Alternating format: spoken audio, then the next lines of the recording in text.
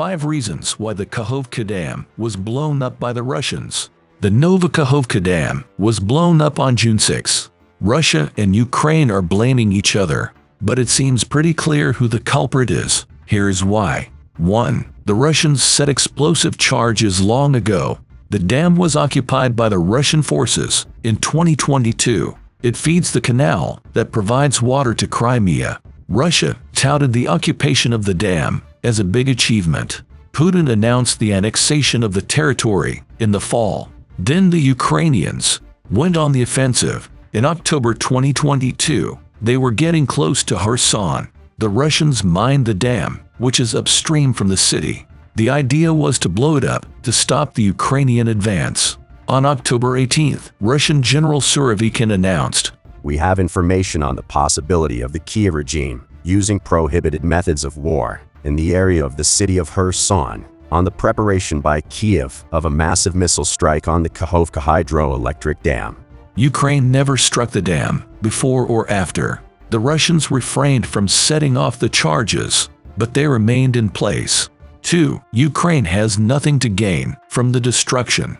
The consequences are already catastrophic. More than 1,000 homes have been flooded on the Ukrainian-controlled side.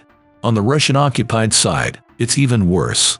But Ukraine has no way of helping the people trapped there. The dam fed a cooling pond at the Zaporizhzhia nuclear power station. The environmental impact is horrible. Thousands of tons of fuel are now in the waterways. Russians had mined the banks of the Dnipro. Now these landmines are also floating in the water. But Ukrainian forces have been making gains lately, so this act prevents them from breaching the river. Vladimir Saldo, the Russian-installed governor of Kherson Oblast, said on June 7th, "Now the Russian armed forces have an advantage. We can see if anyone tries to cross the water surface." 3. Ukrainian farmlands are flooded. The south is Ukraine's most important agricultural region. Now all that farmland is underwater. It will remain unusable for years after the water recedes. This is a humanitarian disaster with zero advantages for Ukraine. 4. The MO is typical for Russia. The Russians already blew up the dam once. In 1941, they did it to stop a German advance. There had been no warning and no evacuation. Up to 100,000 Ukrainian civilians were killed. The Germans were delayed by a month.